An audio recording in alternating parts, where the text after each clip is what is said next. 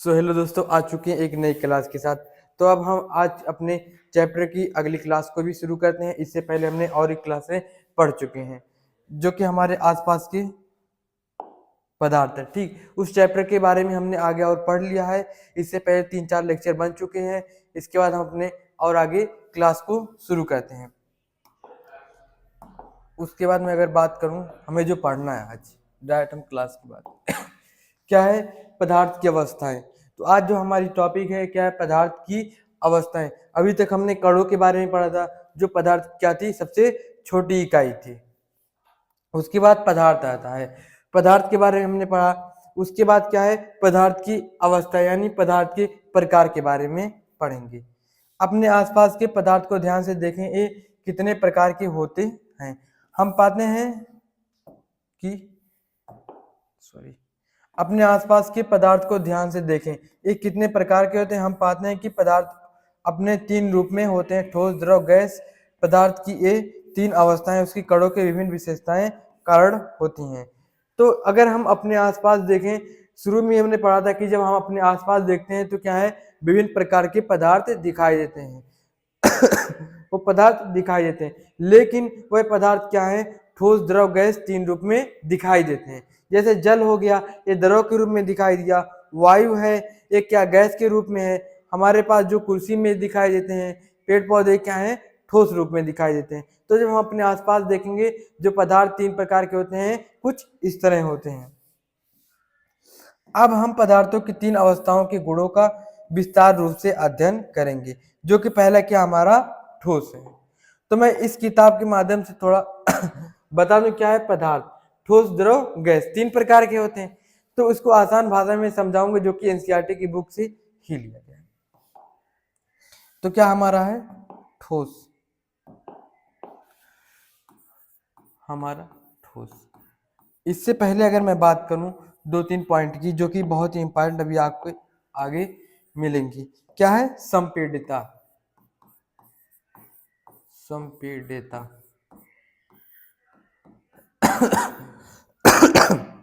Sorry, ये क्या है, कई जगह आया हुआ है।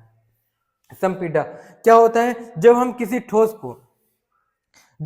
ठोस को उसके ऊपर कोई बल लगाते हैं, फिर दबाते हैं, तो क्या उसके कण जब एकदम पास पास आ जाते हैं, तो उसे ही संपीड़ितता कहते हैं। जैसे कि क्या किया मैंने, अगर इस ठोस चीज को दबाया, या कोई और ऐसी कोई ठोस चीज मेरे पास थी, मैं जब उसको दबाऊंगा, जब उसके ऊपर कोई बल लगाऊंगा, फोर्स लगाऊंगा, तो उसके कण जब पास पास आने लगेंगे, एकदम नजदीक आ जाएंगे, तो क्या है, उसकी संपीड़ितता होती है। तो ठोस, द्रव, गैस में अलग अलग तरह से होती है। जैसे आकर्षण बल और अंतराणविक स्थान के बारे में हमने पढ़ा था कि ठोस में ज्यादा होता है और गैस में उसका स्थान ज्यादा होता है। उसी तरह संपीड़ितता भी होती है। जो 3 प्रकार अवस्थाएं होती है ठोस की, उनमें अलग अलग होती हैं। अब मैं क्या बताऊं इसके बारे में। जब हम किसी ठोस पर किसी पदार्थ पर, ठोस ही नहीं, कोई भी पदार्थ जब हम किसी पदार्थ पर बल लगाते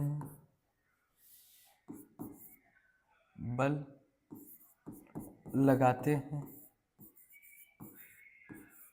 तो उसके कण नजदीक नजदीक आ जाते हैं, मतलब पास पास आ जाते हैं। इसका मतलब तो 2 बार है, आ जाते हैं।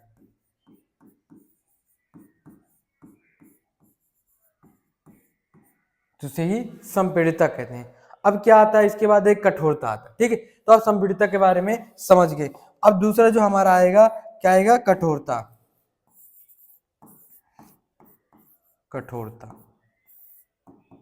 इसमें क्या होता है, जब हम किसी पदार्थ पे कोई बाहरी बल लगाते हैं, जब हम किसी पदार्थ पे क्या है, कोई बाहरी बल लगाए, जैसे क्या क्या मैंने इस पे कोई बाहरी बल लगाया, तो ये क्या है, इसकी कोई अवस्था, इसकी कण कोई आसपास नहीं आएंगे, ये टूट जाएगा, लेकिन ये अपनी अवस्था को नहीं बदलेगा। तो ये क्या है, इसकी कठोरता है। तो ये कहते हैं, जब हम किसी पदार्थ पर किसी पदार्थ पर किसी पदार्थों पर हम बाह्य बल लगाते हैं, बाह्य बल लगाते हैं तो उसे कठोरता कहते हैं, कठोरता कहते हैं। अब हमारी दूध की क्या थी, मेन पॉइंट थी, ये आपको कई बार बीच बीच में मिलेगा। फिर हम अब अपनी आज की जो टॉपिक हमारी है उसके बारे में बात करते हैं। क्या है, ठोस। ठोस है तो इसमें क्या होता है, इसके आयतन और आकार दोनों ही निश्चित होते हैं।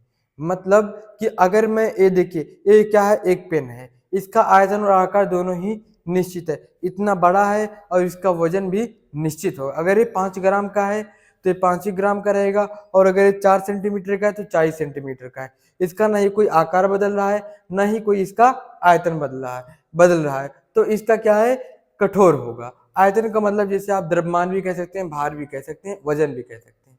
आयतन का मतलब वही होता है। और आकार का मतलब लंबाई चौड़ाई, जो भी आप समझ लें, जो भी उस पदार्थ के बारे में जो भी दी हो वही क्या है, उसकी अवस्था। अब देखिए क्या होता है इसमें, जब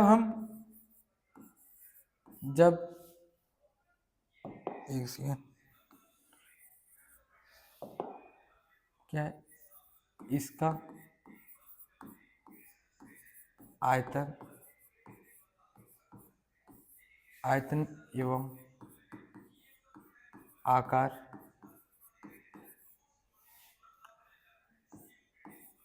एवं आकार दोनों ही क्या होता है, निश्चित होता है। निश्चित होता है, दोनों ही निश्चित होता है। जैसे कि मैं मान लूं, क्या हमारे पास अगर उदाहरण की बात की जाए,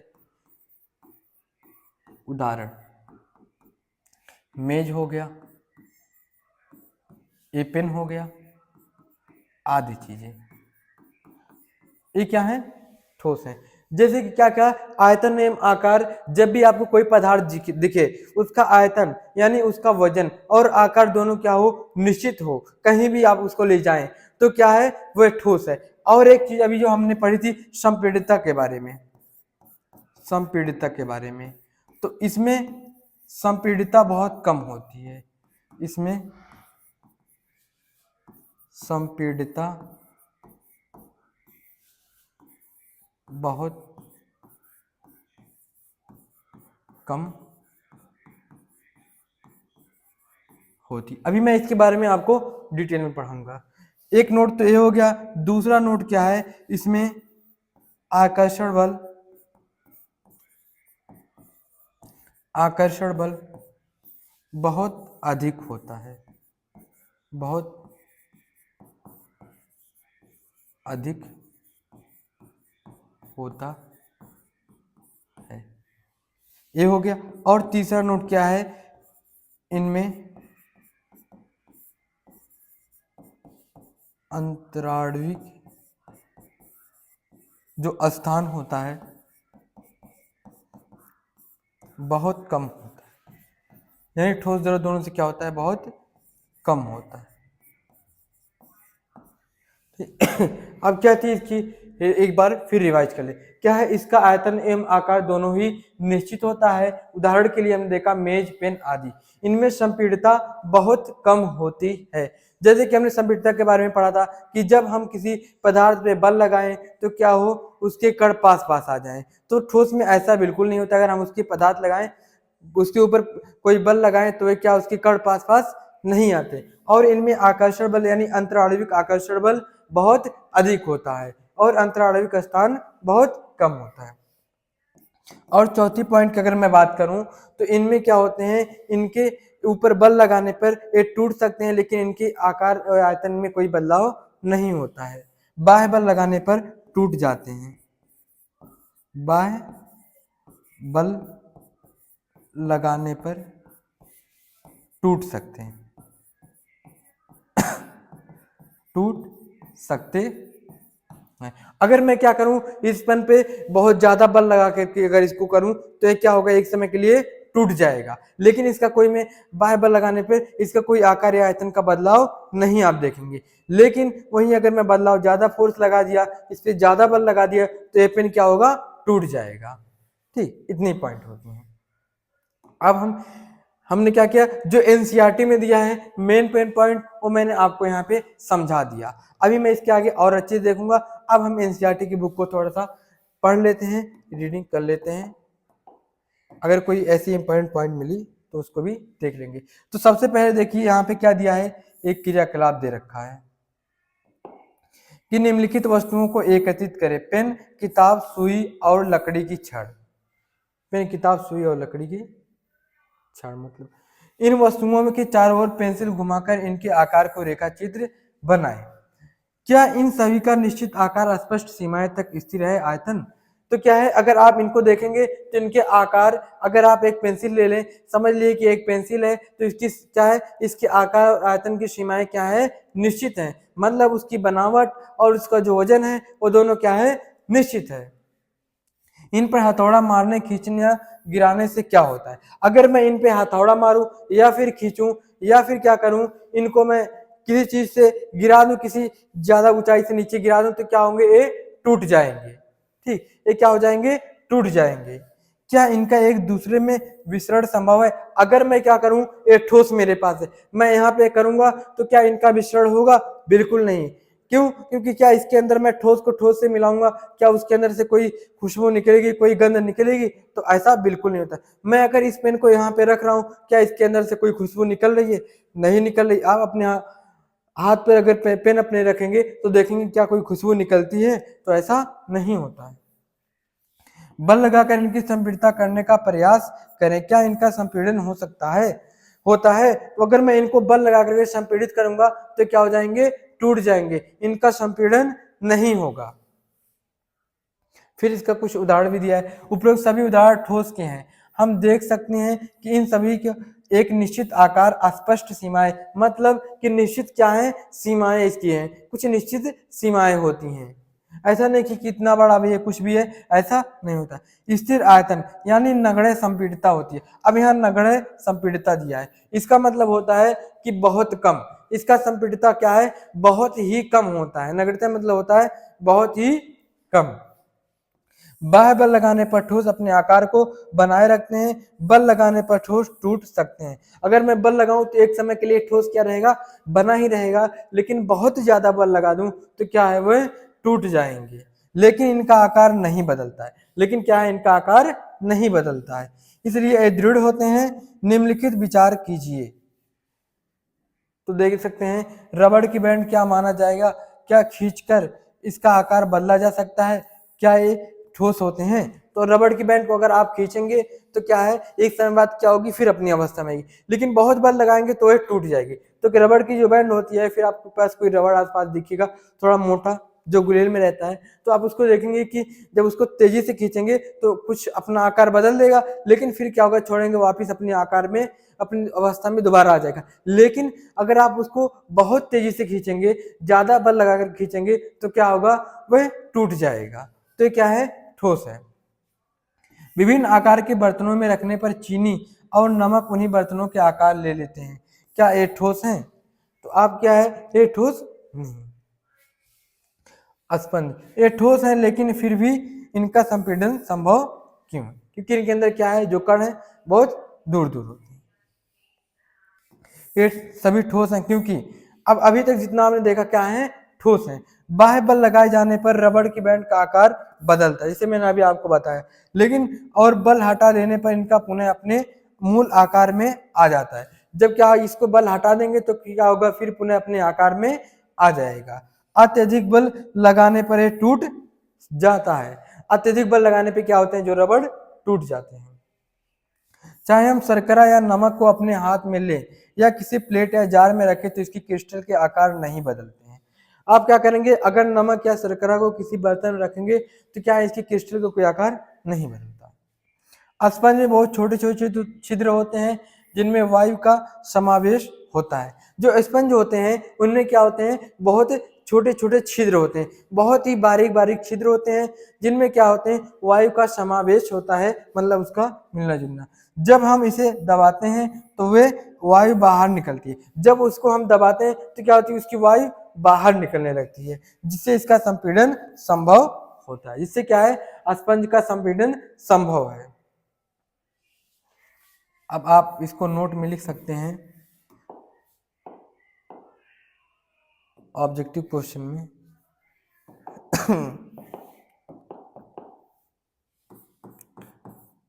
यहाँ से अच्छा खासा जो स्पंज होता है इनमें क्या होते हैं, छोटे छोटे छिद्र होते हैं। पहली बात है, इसमें वायु का समावेश होता है, मतलब वायु इसमें जाती आती रहती है, समावेश होता है, समावेश होता है, और क्या है, इन पे संपीड़न संभव है, संपीड़न संभव है। और आपकी इसकी एक पॉइंट आई, ये क्या है, ठोस होते हैं, ठोस होते हैं। अब देखिए आपको जो स्पंज है उससे कितने इंपॉर्टेंट क्वेश्चन मिल चुके, तो अगर आप इसी तरह पढ़ेंगे तो आपको तमाम चीजें निकलती रहेंगी। ठीक, स्पंज के बारे में हमने बहुत ही अच्छे से देख लिया। अब मैं बात करूं द्रवावस्था के बारे में। क्या है द्रवावस्था के बारे में, देखिए इनका क्या होता है, इनका आयतन निश्चित होता है, लेकिन कोई आकार इनका निश्चित नहीं होता है। आगे हम बहुत ध्यान से इसके बारे में देखें। क्या निम्नलिखित वस्तुओं में एकत्रित करें, जो यहाँ पे दी हुई क्रियाकलाप में कई चीजें, इनको क्या करें आप एकत्रित करें, मतलब अपने आसपास की चीजें हैं जो आपको इकट्ठा करके एक जगह पर रख दे। जल, खाना पकाने का तेल, दूध, जूस, शीतल पेय, ये तो आसपास चीजें हैं जो आपके किचन में, आपके घर में आराम से बहुत ही मिल जाएंगे।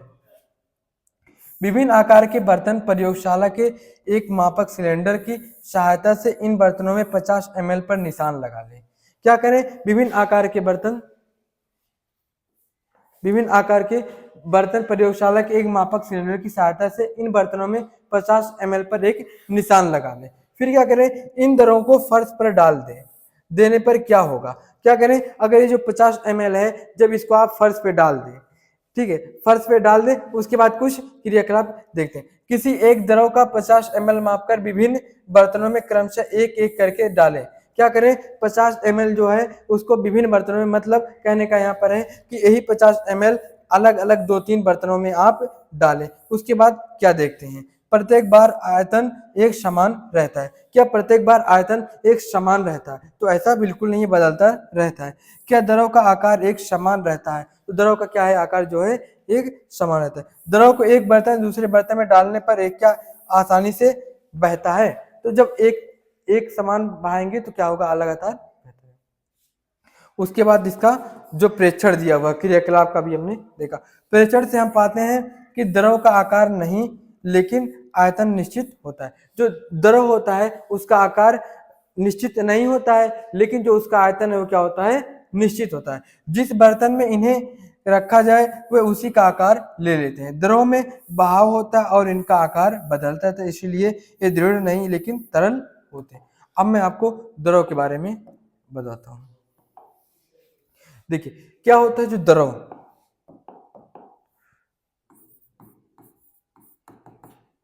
द्रव की बात की जाए तो क्या है, इनका जो आकार होता है वह निश्चित, लेकिन जो इनका आकार है वो निश्चित नहीं होता है, लेकिन जो इनका आयतन होता है वह निश्चित होता है। इनका क्या होता है, इनके बारे में मैं लिख दूं, इनका आकार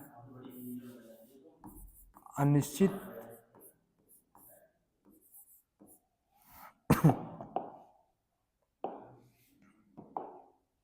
इनका जो आकार है क्या होता है, अनिश्चित। इनका आकार अनिश्चित, लेकिन इनका आयतन क्या होता है, निश्चित होता है, निश्चित होता है। जैसे क्या क्या हमने एक दो बर्तन लिए, एक बर्तन क्या लिया, थोड़ा ऐसे पतला लिया, फिर एक क्या लिया, चौड़ा कोई बर्तन लिया। जब मैं क्या करूंगा, इनमें 2 लीटर पानी डाला, इस 2 लीटर पानी को जब इसके अंदर डालूंगा तो क्या देखेंगे आप कि जो इसका आकार क्या था, पहले कुछ इस तरह था इनका आकार, इनका आकार क्या था, ऐसा था। लेकिन जब इसी पानी को मैं इस चौड़े से बर्तन में डालूंगा तो इसका आकार क्या होगा, बदल जाएगा, लेकिन आयतन वही रहेगा। वही 2 लीटर पानी आप देखेंगे कि यहाँ पे पूरा फैल गया है और यहाँ पे क्या है, कुछ पतले में ही आ गया है। तो इनका इसीलिए कहते हैं जो आकार होता है वह अनिश्चित होता है, लेकिन आयतन यानी उनका जो वजन होता है वह निश्चित होता है। अब जैसे अगर आप एग्जाम्पल के तौर पर देखें तो क्या है, दूध आपका आ गया, पानी आ गया, दूध है और पानी।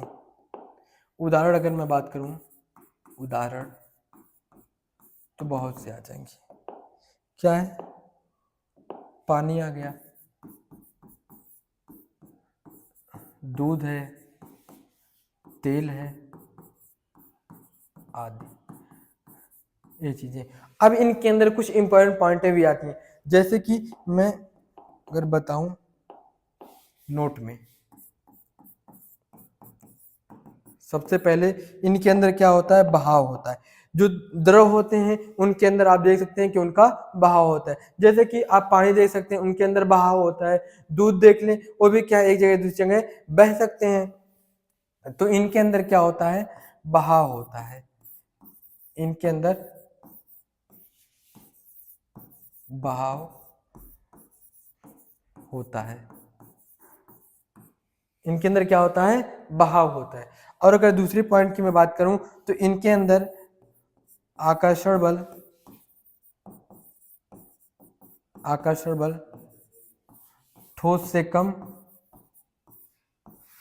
ठोस से कम और द्रव से, द्रव से नहीं, ठोस गैस से, और क्या है, गैस से ज्यादा होता है, गैस से ज्यादा होता है। आकर्षण बल की बात कर रहा हूं। क्या होता है, जो इनके अंदर आकर्षण बल होता है वह ठोस से कम होता है लेकिन गैस से ज्यादा होता है। अगर मैं उनके आकर्षण यानी अंतराणविक दूरी की बात करूं तो उनमें क्या होता है, अंतराणविक, अंतराणविक दूरी की बात करूं, अंतराणविक दूरी, तो अंतराणविक दूरी क्या होती है, ठोस से ज्यादा और गैस से कम होता है, गैस से कम होता है। तो जैसे हमने ठोस के बारे में देखा था, ऐसे क्या दो तीन पॉइंटें क्या थी, इसका भी इंपॉर्टेंट है। और क्या एक पॉइंट क्या होती थी हमारी, संपीड़ितता, संपीड़ितता थी। इसमें क्या होता है, ठोस से ज्यादा होता है। संपीड़ितता क्या होती है, संपीड़ितता ठोस से ज्यादा, गैस से कम होता है। तो आप नोट करें, उसके बाद मैं आगे शुरू करता हूं। ठीक ठीक, इसके बाद मैं शुरू करता हूं।